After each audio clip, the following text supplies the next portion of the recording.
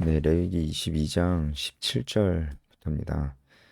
화목제에 대한 이야기인데요. 화목제 중에서도 어, 이 자원으로 드리는 제물과 그리고 맹세로 드리는 제물, 이 두 종류에 대해서 좀 보게 되는 것입니다. 어, 옛날 개역 한글 성경에는 서원제, 낙헌제로 이렇게 나와 있습니다. 지금 성경에는 서원제물, 자원제물 이렇게 나와 있죠. 어, 화목제 종류인데 이것에 대해서 좀 알아보겠습니다. 일단은 그 이 서원 제물은 맹세와 관련된 제물입니다. 그러니까 어떤 사람이 다짐을 하는 거예요. 하나님, 제가 이렇게 살겠습니다. 이렇게 살겠습니다라고 다짐을 하는 겁니다. 다짐을 하면서 이 예물을 드리는 겁니다. 그러니까 제물을 가져와서 제사를 드리는데 이 제사는 이 사람이 자원해서 하는 제사예요. 그러니까 반드시 드려야 되는 제사가 있습니다. 속죄제나 속건제 같은 반드시 드려야 되는 제사가 있는데 이거는 반드시 드려야 하는 제사는 아니고요. 본인이 자원해서 드리는 제사입니다. 근데 어떨 때 자원하냐면은 일단은 서원할 때 자원을 하는 것입니다. 이 서원은 맹세입니다. 그래서 하나님 제가 앞으로 이렇게 살겠습니다라고 하는 이런 맹세죠. 이 맹세를 할 때 이런 자원에서 어, 예, 이런 재물을 갖고 와서 제사를 드리게 되는 것입니다. 어, 그러니까 우리가 서원이라고 하면은 보통 하나님 이렇게 해주시면 제가 이렇게 할게요라는 그런 뉘앙스가 좀 있잖아요. 그런데 여기서 서원은 분명히 맹세입니다. 맹세. 그러니까 하나님 이렇게 해주시면 제가 이렇게 할게요랑은 좀 뉘앙스가 다르죠.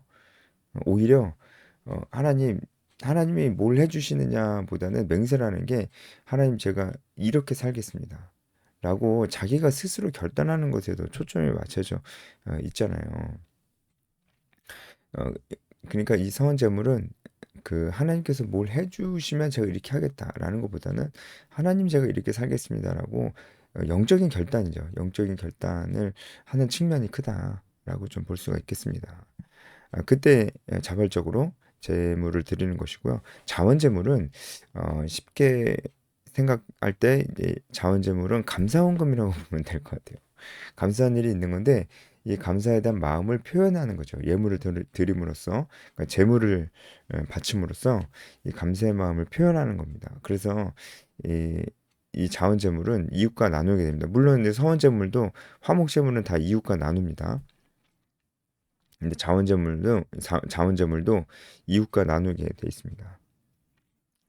그리고 우리가 이럴 때 그 맹세할 때 그리고 감사할 때 하나님께 이런 자원에서 제물을 드릴 수 있다라는 것을 우리가 알 수 있고, 그러니까 이런 것들을 하나님께서 어쨌든 이런 것들도 제사의 한 종류로 이제 두신 건데 이렇게 이런 것들도 제사의 종류로 두셨다는 것을 봤을 때 하나님께서는 우리가 우리의 마음을 표현하길 원하신다는 것을 알 수 있어요. 우리가 무엇인가 영적인 결단을 해도 속으로만 생각하고 있고 혼자만 생각하고 있는 것보다는 사람들에게 그게 나타날 수 있도록 드러내고 그리고 자기 자신도 그 마음을 하나님 앞에 그리고 공동체 앞에 표현하기를 원하신다는 것을 알 수가 있습니다. 물론 그것은 억지로 아닙니다. 자원은 함으로 하는데 그렇게 하는 것을 권하고 있다는 것을 우리가 알 수 있어요. 표현하는 겁니다. 그러니까 실제로 내가 무엇인가 결단을 했는데 혼자 생각하고 있고 속으로만 생각하면은 실제로 그렇게 살기가 너무 어렵습니다. 그런데 이제 표현을 하면은 우리가 정말 그렇게 더 그렇게 어, 살게끔 내 스스로도 더 긴장하게 되는 부분들이 있어요. 그리고 감사한 일이 있을 때 혼자 감사하고 혼자 생각하는 것보다 이렇게 표현할 때 이 마음이 더 기쁩니다. 그래서 이런 서원제물, 자원제물을 드리라고 말씀하시는 것이 있습니다. 제가 특별히 한 가지 또 여러분과 나누고 싶은 거는 서원제물이 맹세라고 했잖아요. 이 여기서 이제 그 맹세라고 했을 때 어, 21절에 보면은 서운한 것을 갚으려 하거든 이렇게 돼 있는데 원어 성경을 보면은 무엇인가를 뭐 갚는다 이런 표현이 없어요. 그 맹세한 것을 갚는다? 맹세한 것을 갚는다 이것도 말이 좀 뭐 이해가 안 가잖아요. 안 가잖아요. 그러니까 이것은 어 맹세한 것을 실행한다 이렇게 보셔야 돼요. 그러니까 만일 누구든지 맹세한 것을 실현하려 하거든 예물을 드려라 이겁니다. 그러니까 맹세한 것을 진짜 지키려면은 예물을 드림으로써 하나님께 마음을 표현하고 사람들에게 너의 마음을 표현해라 이렇게 하는 겁니다. 그리고 여기서 맹세한 것을 어, 실행한다라고 했을 때, 그러니까 갚으려 한다라고 한글 성경으로 번역되어 있는 것이 사실은 원어로 보면은 실행한다라는 뜻에 더 가깝다고 했잖아요. 그러니까 맹세한 것을 실행한다라고 했을 때 이 실행한다라는 이 동사도 어, 스스로 무엇인가 스스로 실행한다기보다는 어, 하나님께서 도우신다는 의미가 있어요. 그러니까 내 능력을 초월해서 그것을 실행한다라는 뜻이 있어요. 내 능력을 초월해서 실행하려면 하나님이 도우셔야 되잖아요. 그러니까 맹세를 실행하려고 하는 사람은 그 실행할 수 있는 힘이 하나님께로부터 온다는 것을 아는 거예요.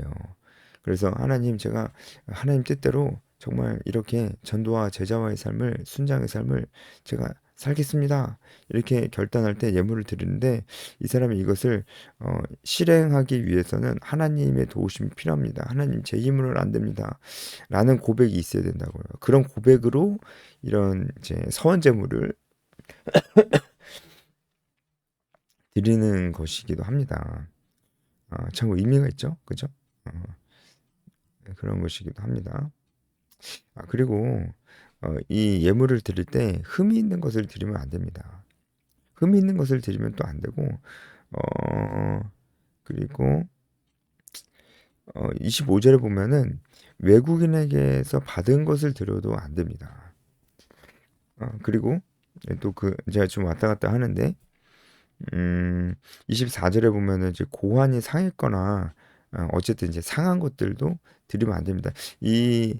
뭐 고환이 상했거나 외국인에게 받은 것이나 이런 것들을 드리지 말라는 말씀이 다 흠이 있는 것을 드리지 말라는 말씀 안에 포함이 되어 있는 겁니다. 네, 흠이 있는 것들에 대한 예시를 좀 들어주는 거죠. 22절도 흠이 있는 재물에 대한 어, 예시고 뭐 24, 25절도 마찬가지입니다. 일단은 흠이 있는 것을 드리지 말라고 말씀하시는 것은 사실은 정말 하나님께서 흠이 있는 것을 싫어하셔서라기보다 흠이 있는 것 그 자체가 문제있다기보다는 그것을 가져오는 사람의 마음, 태도죠, 태도입니다. 그 태도에 그 사람 마음이 나타나 있으니까요. 그러니까 흠이 있는 것을 데리고 올 때 벌써 예를 들어서 뭔가 하나님 앞에서 영적인 결단을 하고 맹세를 한 사람이 그것도 시켜서 하는 것도 아니고 자원해서 예물을 들고 오는데 그런데 흠이 있는 것을 가지고 온다. 이러면은 이 사람이 정말 그 사람이 결단을 한 것이냐 이런 생각이 들잖아요. 아 그렇지 않죠. 그렇지 않을 가능성이 높죠. 그러니까 흠이 있는 것을 데려오지 않고 흠이 없는 것을 데리고 오려면 그 세심하게 주위를 살피면서 그 어떤 재물을 데려갈까 골라야 됩니다. 그리고 좋은 것을 데리고 가야 됩니다. 흠이 없으니까. 그러니까 이런 과정을 통해서 이 사람이 자기 마음에 뭔가 결심한 것을 더욱더 마음을 굳히게 되고 감사한 것이 있다면은 그 감사한 마음이 더욱더 묵상이 되어지는 것입니다. 그래서 이제 흠이 없는 것을 가져올 때 그 흠이 없는 것을 가져오는 과정을 통해서 이 사람 마음이 더 커지기 때문에 그리고 이 사람의 마음이 드러나기 때문에 흠이 없는 것을 가져오지 말라고 하는 것입니다. 그런데 어 24절 25절에 이제 고환이 고환이 상했거나 뭐 이렇게 뭐 치였거나 터졌거나 이런 것은 흠이 있는 게 맞죠. 그렇죠? 이 흠이 있잖아요. 정상은 아니잖아요. 네, 네, 이거는 보통 그 동물의 연육을 그 육질을 더 그 부드럽게 하기 위해서 이렇게 거세를 하는 경우가 있다고 합니다. 그러니까 이것은 제물로 드리기 위해서 쓰인 것이기라기보다는 뭔가 식용으로 쓰인 건데 그 이거를 준비되지 않은 재물인 거죠. 예, 이것을 드린다는 거는 그렇죠. 예, 이 사람 마음이 벌써 준비된 예물을 드리지 않음으로써 이 사람 마음이 아니 하여튼 그 정도밖에 안 된다는 것을 보여주는 거잖아요. 그러니까 안 됩니다. 그것은 흠이 있는 것입니다. 근데 외국인에게 받은 건 외국인에게 이방인에게 산 것이죠. 산 것도 안 된다라고 하는 것입니다. 왜냐면은 그 외국인의 그 이방인의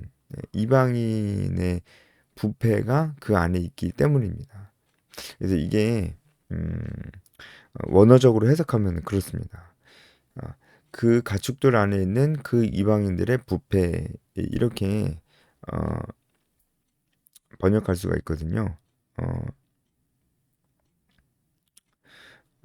어, 그래서 그러니까 그 이방인들의 부패함이 그 가축들 안에 있다는 거죠. 그래서 안 되는 것이기도 하고 하나님께서는 흠이 없는 것을 가지고 오라고 할 때 벌써 이미 그 말씀 안에 이 사람이 직접 길렀었던 그 가축을 가지고 오라는 말씀이 포함이 돼 있습니다. 그러니까 내가 직접 길렀던 그 가축을 데리고 올 때 이 사람의 마음이 아무래도 이방인들에게 산 것을 데리고 오는 것보다 훨씬 더 이 사람의 마음이 더 그 더 드러나는 부분이 있겠죠. 그러니까 그 외국인에게서 사는 것 안 됩니다. 이방인의 부패가 그 안에 있기 때문이고 그 사람 마음도 잘 드러나지 않기 때문에 그렇습니다. 어쨌든 뭐 이런 흠 있는 것을 가져오지 말라 막 이렇게 얘기하고 자원해서 또 예물을 드릴 수 있도록 한 모든 것들이 하나님이 우리가 하나님께 마음을 표현하기를 원하신다는 것을 좀 보여주죠. 네, 그렇습니다. 그리고 27절에 수소나 양이나 염소가 나거든 이래 동안 어미와 같이 있게 하라. 이렇게 말씀드리는 것도 어, 할례와 관련이 있습니다. 할례는 태어난 지 8일째 되는 날 베풀잖아요. 그러니까 양도 염소도 어쨌든 가축도 일주일 동안은 어미와 같이 있다가 8일째부터는 잡을 수 있는 거예요. 이것은 이 가축은 언약 백성의 가축입니다라는 것을 이 제사 드리는 자가 인지를 해라는 것이죠. 그런 그런 차원이 더 있습니다. 물론 인도적인 차원도 어, 동물도 이제 그 부성애 모성애가 있으니까 인도적인 차원 뭐 그런 것도 어느 정도는 있지만 그거보다는 언약 백성의 예물이다라는 것을 이 예물을 드리는 자가 알아야 된다는 것입니다. 그런 의미로 그 8일째부터 태어난 지 8일째부터 되는 그런 짐승을 잡을 수가 있는 것입니다. 그리고 28절에 같은 날에 암소와 암양을 막론하고 어미와 새끼를 같은 날에 잡지 마라. 사실 원어 성경으로 보면은 이 성별을 나타내는 부분은 없어요. 하지만 이제 암양, 암소 이렇게 그 암컷을 염두에 두고 이렇게 번역한 이유는 아무래도 그 가축을 키울 때 특히 새끼 가축을 키울 때 그 어미가 많이 키우기 때문에 그렇습니다. 어쨌든 그 어미와 새끼를 같이 들이게 되면은 이것이 그 뭐 이것도 인도주의적으로 좀 안 되는 것 같다. 그렇게 볼 수도 아예 배제할 수도 없는 부분이지만 일단은 이것은 이렇게 되면은 그 가축의 씨가 완전히 말라 버리는 거잖아요. 이렇게 되면은 생육하고 번성하라는 그런 하나님의 뜻과 맞지 않기 때문에 그 질서를 훼손하는 것이기 때문에 그렇게 하지 말라고 말씀하시는 것도 있고 그리고 누군가 정말 하나님께 너무나 감사드리고 싶은 마음으로 열정적인 마음에 이렇게 어미와 새끼를 동시에 잡아서 들었다. 이러면은 이 사람은 그 마음은 좋았지만 그 생계가 갑자기 어려워지게 되는 수가 있어요. 그런 것을 방지하고자 하나님이 이렇게 말씀하신 걸 수 있다라는 것을 알 수 있습니다. 29절 마지막으로 좀 보면요. 너희가 여호와께 감사 제물을 드리려거든 너희가 기쁘게 받으시면 되도록 드려라. 이 말씀이 정말 중요한 말씀이에요. 그러니까 우리가 이런 제물을 드릴 때 내 마음을 표현하려고 드리는 것이 있지만 내가 기쁘게 받으시면 되도록 드려야 된다는 거예요. 그러니까 어, 내 마음을 표현하는 거긴 하지만 어, 이 제사의 중심은 내가 아니에요. 내가 만족하기 위해서 예물을 드리는 게 아니고요. 하나님께 하나님께서 기뻐하실 만한 제물을 드리는 거죠. 그러니까 하나님께서 정해주신 대로 제물을 드려야 돼요. 내가 자원해서 드림에도 불구하고 하나님께서 정해주시는 대로 드려야 됩니다. 하나님께서 정해주시는 대로 행해야 된다는 말 자체가 하나님께 순종해야 된다는 거예요. 그러니까 우리가 아무리 자원해도, 우리가 아무리 좋은 마음으로 뭐 소위 말해 하나님의 일을 한다고 해도 그것이 다 좋은 건 아니라는 겁니다. 하나님 말씀대로 해야 좋은 겁니다. 그러니까 하나님 말씀대로 하는 것이 더 우선이지, 내가 자원함으로 무엇인가 내 열정으로 하는 것이 더 우선이 아니라는 거예요. 그러니까 무조건 열정적으로 어, 막 그냥 자원함으로 하면 무조건 좋다. 예, 그럴 수가 없다는 것입니다. 하나님 말씀 안에서 하나님 말씀 안에서 해야 됩니다. 그게 바로 너희가 기쁘게 받으시면 되도록 들어라. 자원하는 재물이라 할지라도 기쁘게 받으시면 되도록 들어라. 이렇게 말씀하시는 그런 어, 의미가 되겠습니다. 33절에 이 모든 것을 하나님께서 이런 규례를 주시는 이유는 너희 하나님이되라고 너희를 애굽 땅에서 인도해낸 자니 나는 여호와니라. 이것은 바로 어, 너희들을 위한 하나님이 되기 위하여라는 뜻입니다.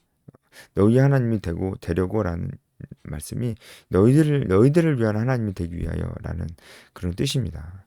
그러니까 결국은 하나님께서 우리들을 위한 하나님이 되시기 위해서 우리에게 이런 규례를 주시고 또 순종을 요구하시는 것이라 말씀드릴 수 있겠습니다. 그러니까 우리가 하나님께 내 마음도 잘 표현하지 않고 공동체 앞에서도 표현하지 않고 그리고 하나님 말씀대로 순종하는 삶도 없다면 하나님과 우리가 어떤 관계가 있을까요?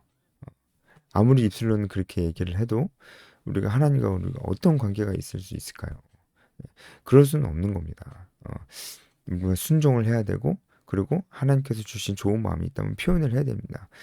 그렇게 해야지 정말 하나님과 인격적 동행함이 있고 내가 하나님과 친밀한 교제 가운데 있구나라는 것을 알 수가 있습니다. 예, 그게 중요한 것이죠. 여기까지 하겠습니다.